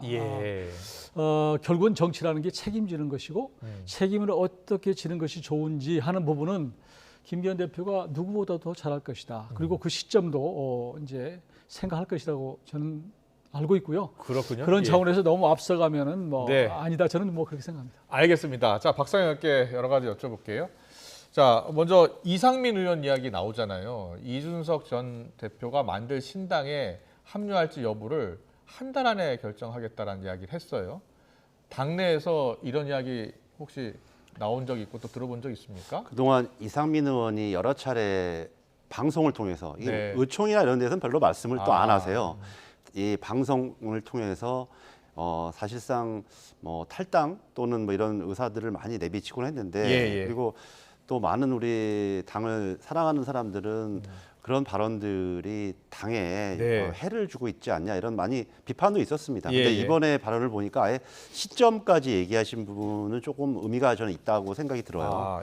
결국 이상민 의원이 그동안 해왔던 이 발언의 의미가 결국은 당을 나가겠다라는 생각을 염두에 두고서 당 지도부 흔들기라든지 뭐 이런 것을 해오지 않았냐라는 생각이 들고 그 순수성을 다시 한번 저희들은 좀 좋게만 볼 수는 없다 이런 생각이 듭니다. 그렇군요. 예. 그러면 오늘 민주당 이상민 의원 라디오 인터뷰를 좀 듣고 올까요? 라디오 인터뷰에서 이준석 신당 합류 가능성을 사회자가 물었는데요. 이렇게 답했습니다. 듣고 오겠습니다.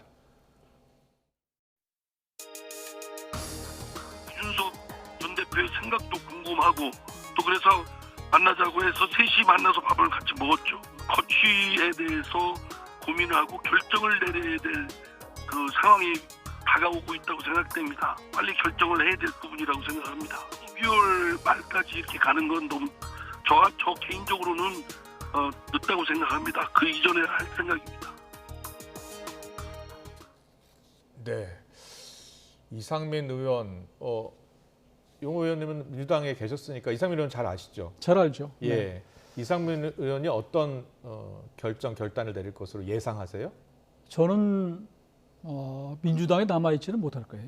지금까지의 정치를 해온 궤적이 그렇고 예. 또 그분의 소신이나 정치적 색깔이 지금 이재명 대표 중심의 친명 중심의 운동권 중심의 정치에는 아마 본인이 수긍을 못하는 것 같고요. 예. 그래서 그런 정치를 쭉 해왔기 때문에 아마 거기 남아 있어도 결국 공천을 못 받을 텐데. 예. 그리고 본인이 지금 거대 양당의 독점적 제도의 이런 구조, 이건 문제가 있다고 생각을 해서 본인은 저는 궤적이나 본인의 소신이나 그리고 현대에 있는 정당 구조 그리고 국민들이 얼마나 좀 불신을 많이 합니까? 새로운 세력을 원하는 이런 부분도 있기 때문에 저는 이상민 의원은 결국은 떠나지 않을까. 앞서 이제 중요한 게 만약에 이준석 전 대표가 신당을 만든다면 그 신당에 어떤 인사들이 참여할지 여부, 그 크기 여부, 또 뭐 당의 정체성 여부가 상당히 중요하다고 했잖아요. 조응천 의원은 현재로서는 신당 합류 가능성은 없다 또 이야기했어요. 현재로서는이죠. 예, 현재로서는 저는 뭐 조응천 의원도 우리 박상희 의원 계시지만 공천은 좀 어렵지 않을까 이런 생각을 해요. 뭐 아무 얘기가 알 수 없지만 지금 드러나는 걸로 봐서 민주당의 분위기로 봐서는 그렇다면 문제는 그런데 이제 제3당이 어느 정도의 기대를 받느냐 하는 부분이 중요할 거예요. 그래서 그런 경우가 국민들로부터의 어떤 기대와 호응을 받는다면 그런 그 선상에 있는 분들은 결국은 제3당이 합류할 수도 있겠구나. 그렇군요. 그런 생각. 박상희 의원님께 또 물어봐야 될 것 같은데 박상희 의원님, 민주당 의원분들 모시고 이렇게 토론 대담 나눠보면 민주당 의원들 대부분은 이준석 전 대표의 신당 창당 가능성을 높게 보더라고요. 박상희 의원도 그렇게 보시는 거예요? 저는 좀 그렇게 높게 보는 편은 아닙니다. 그러니까 여러 차례 뭐 방송에서도 말씀드렸는데 이준석 대표가 해왔던 행보들이 있지 않습니까? 몇 번의 행보들 그걸 가출이라 표현할 수도 있고 뭐 이러는데 극단적으로 자기 몸값을 올리고 나서 결국은 일종의 타협을 하는 행보들 그리고 이준석 대표도 밖으로 나가면 결국 입지가 쉽지 않다라는 걸 이제 오랜 정치 생활을 했기 때문에 알고 있어서 저는 그 가능성을 높게 몸값 올리기 차원으로 해석을 하는군요. 아직까지는. 저는 개인적으로 그렇습니다. 그리고 조금 전에 이상민 의원 말씀하셨는데 이상민 의원? 뭐 우리 이 의원님은 그 궤적을 얘기하시지만 과거에 자민련으로 가셨던 적도 있고 또 지금 사실 저희는 공천 시스템이 뭐 공천을 받지 못할 거다 이렇게 국민의힘 의원들은 말씀들 하시는데 저는 1년 전에 특별당규를 결정을 했기 때문에 거기에 따른 경선 시스템입니다. 그래서 이상민 의원이 공천을 받을 수 있는지 없는지 여부는 다 그 경선 여부에 달려 있는 거라서 만약에 그런 걸 가지고 본인이 예단하고 한다라는 것은 당이 정한 룰을 따르지 않겠다라는 저는 의사로밖에 보여지지 않아요. 그래서 또 이런 분들이 모이면 지금은 신선한 것처럼 보일 수도 있지만 왜냐하면 각 당에서 쓴소리를 하던 사람들이 모이니까 그런데 당이라는 것이 그렇게만 모일 수 없고 물리적으로만 모일 수 없고 화학적 결합도 중요한데 과거의 예를 보더라도 우리 뭐 바른정당이라든지 몇 군데 사례가 있지 않습니까?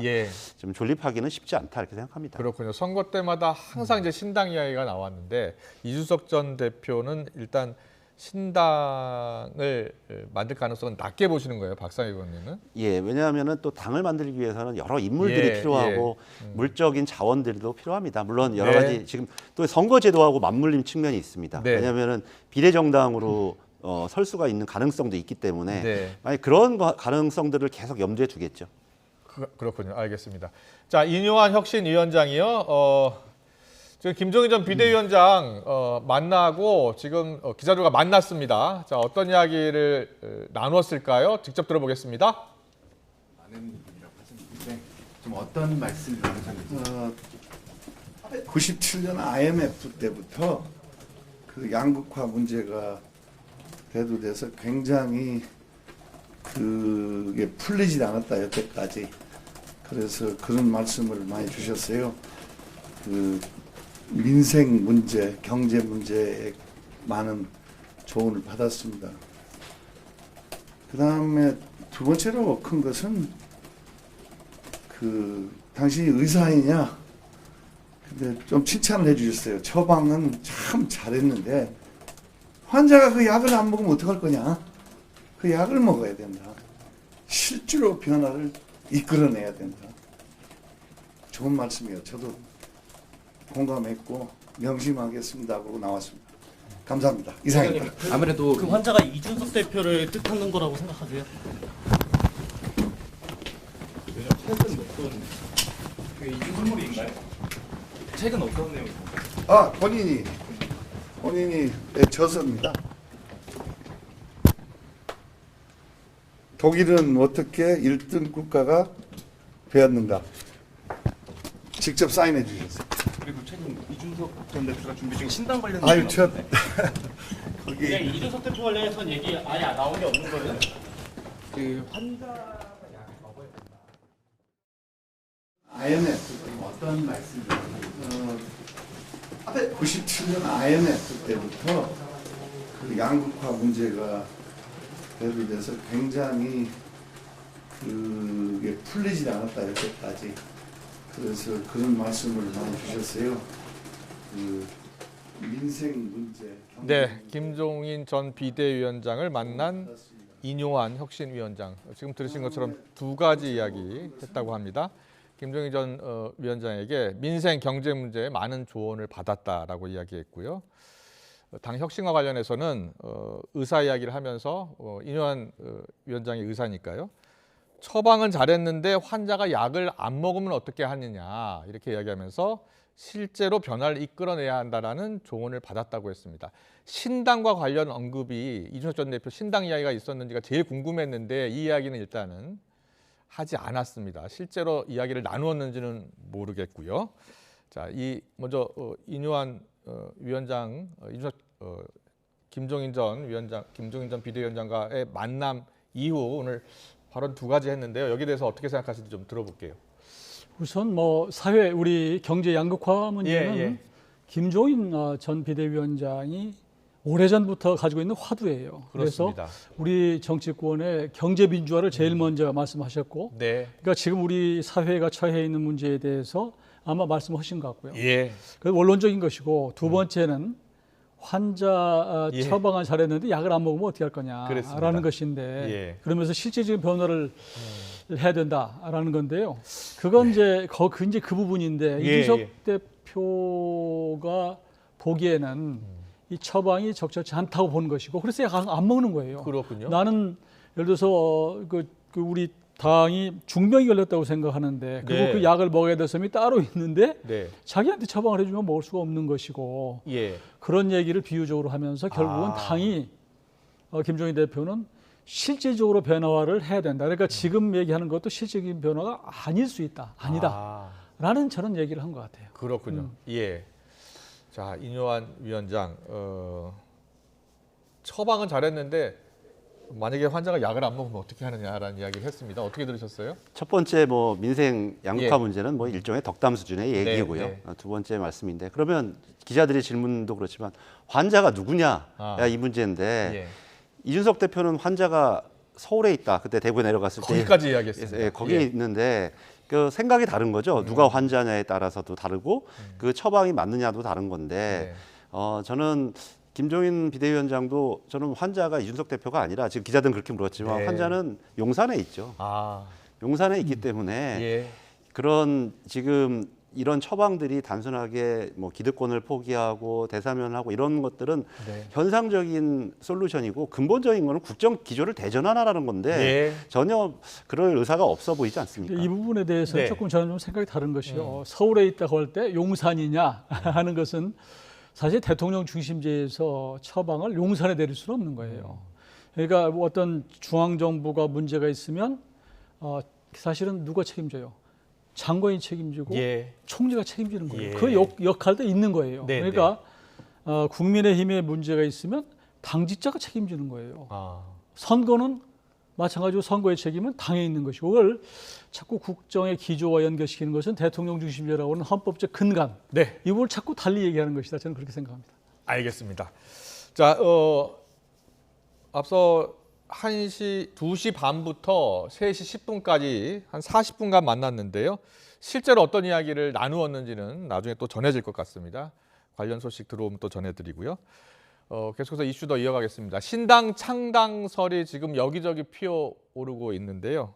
조국 전 장관의 신당 창당설도 거론되고 있습니다. 조국 전 장관이 유튜브 방송에 출연했습니다. 이런 말 했는데요. 듣고 오겠습니다. 출마 안 하십니까? 저희 가족 전체가 이제 도륙이 났다라고 생각합니다. 법률적인 차원에서 여러 가지 해명과 소명과 호소를 했는데 받아들여지지 않은 게 많은 것 같습니다. 안 받아들여진다면 저는 비법률적 방식으로 저의 명예를 회복하는 길을 찾아야 되지 않나. 하실 수도 있다는 얘기네요. 거기까지만 얘기할까요? 네, 그렇게 하시죠. 비법률적 방식. 이와 관련해서 내년 총선 출마를 시사한 것 아니냐 해석이 많더라고요. 그렇게 보세요?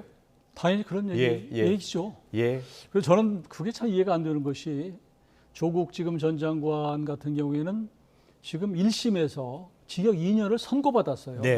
이미 유죄가 1심에서 됐단 말이에요. 대법원까지 안 갔지만.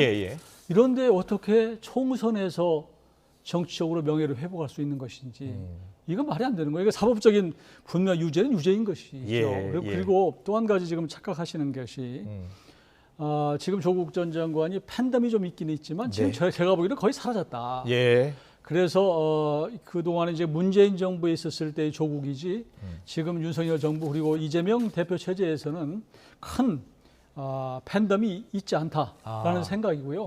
어떤 형태로 정치적 명예회복을 할지 모르지만 새로운 당을 만들어서 할지 아니면 또 민주당에서 할지 모르겠지만 이 새로운 당이 생긴다고 해도 지금 그 선거법이 준연동형 비례대표제가 유지되는 형태 같으면 좀 시도를 할 수 있겠는데 그것도 1번은 여성이 하거든요, 비례가. 그런데 2번이 돼야 되는데 2번 정도가 당선될 만큼 지지율을 확보할 수 있을까. 그렇군요. 저는 굉장히 난망하다고 봅니다. 이와 관련해서 근데 박지원 전 국정원장이요. 지난 6월에 라디오 인터뷰에서 조국 전 장관이 아무래도 신당을 창당할 것 같고 광주에 총선 출마할 것이다.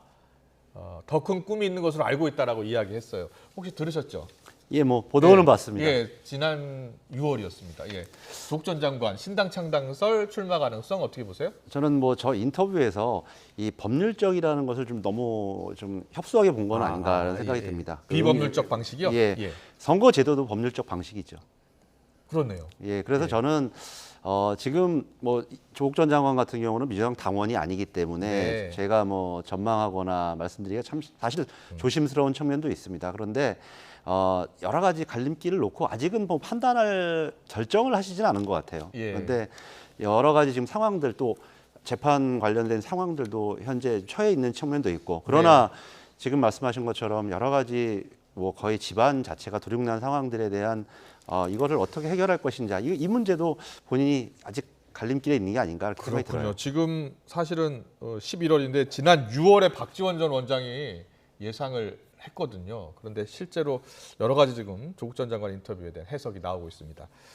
자, 또 다른 출마설 있는 인사죠. 한동훈 법무부 장관 출마설이 계속 나오고 있는데 본인은 이야기하지 않고 있죠. 근데 민주당에서 또 탄핵 이야기가 계속 나왔습니다. 법무부 장관 탄핵. 이와 관련해서 오늘 기자들에게 이렇게 이야기했습니다. 또 듣고 오겠습니다. 매번 말로만 겁박하지 말고 하려면 하라고 말씀드린 바 있습니다. 대한민국의 더불어민주당처럼 습관적, 상습적으로 탄핵을 남발하는 정당은 저는 없을 거라 생각합니다. 대단히 극단적인 제도 아닙니까?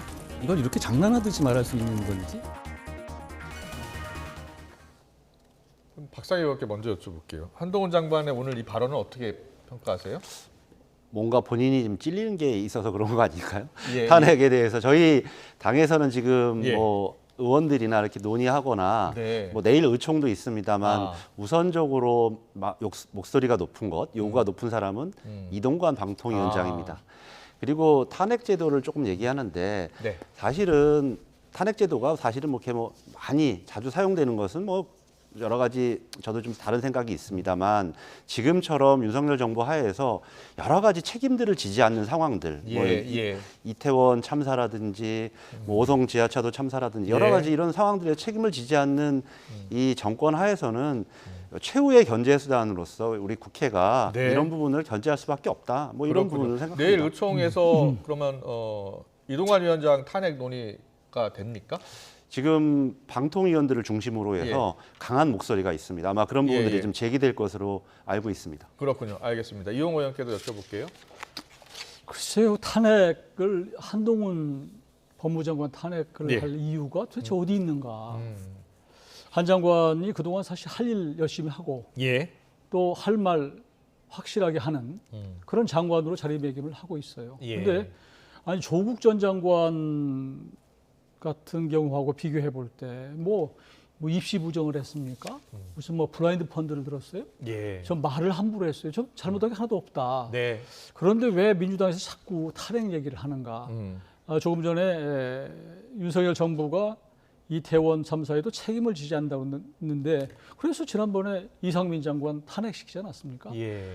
그런데 원래 이 책임은 정치적 책임이라고 하는 것은 선거로 심판하는 거예요. 그러니까 만일 윤석열 정부가 정말로 책임을 잘 안 지고 문제가 있다고 생각하면 내년 총선에서 심판하면 되는 거예요. 그 전에 몇 달 앞두고 중요한 장관을 탄핵한다. 그것은 제가 보기에는 두 가지입니다. 하나는 한동훈 장관이 미운 거예요. 그러니까 이재명 대표의 사법적 리스크 이 부분을 끌고 가는 것에 대한 반감이 있는 것이고 두 번째는 총선을 앞두고 법무부 장관을 무력화시키는 겁니다. 그러니까 그런 차원에서 이 두 가지 차원에서 지금 탄핵을 거론하는 것이 제가 보기에는 탄핵해도 헌재에서 전혀 받아들일 가능성이 없다. 저는 그렇게 생각합니다. 알겠습니다. 김포 서울시 편입 이야기 잠깐 여쭤볼게요. 박상희 의원님이 지역구가 김포시니까요. 요즘에 핫 이슈로 떠올랐습니다. 김포 주민들 반응은 좀 어때요? 먼저 아까 잠깐 뭐 김기현 대표 말씀도 나왔는데요. 잠깐. 빨리 주저 말고 김포로 오셨으면 좋겠습니다. 알겠습니다. 뭐 울산에서도 더 이상 뭐 갈 곳이 없다고 그러던데요. 그리고 좀 전에 여쭤보신 거 말하면 지금 속속 드러나고 있는 것이 검토 보고서 하나 없이 이런 행정구역 개편을 한다라는 것에 대해서 여러 가지 우려와 걱정들이 드러나고 있습니다. 김포 면적이 서울시의 0.45배예요. 서울시 이게 편입이 되면 1.5배가 되는 겁니다. 그렇군요. 18번째 대도시입니다. 김포가. 이런 부분과 관련되어서 검토 보고서 하나 없이 우리 뭐 이용호 의원님도 잘 아시지만 이런 것을 행정행위를 할 수 있다라는 자체에 대해서 너무 졸속이고요. 어제 제가 예결위 때 질문을 했는데 관련 장관들이 전혀 검토하거나 알지도 못했습니다. 주무장관인 원희룡 장관도 모릅니다. 오늘 예결위 때 얘기하겠지만 지금 김포시 같은 경우는 농어촌 특례가 있거든요. 5년간 750명이 농어촌 특례로 대학을 갔습니다. 서울의 주요 대학들 포함해서. 그런 게 다 없어지는 겁니다. 알겠습니다. 검토 보고서 하나 없이 추진하고 있는 것 아니냐는 비판이세요? 그 논의의 시작이라고 저는 보고요. 사실 이런 문제가 그 김포 주민들의 의사 상당히 폭발적인 것으로 지금 얘기는 되고 있거든요.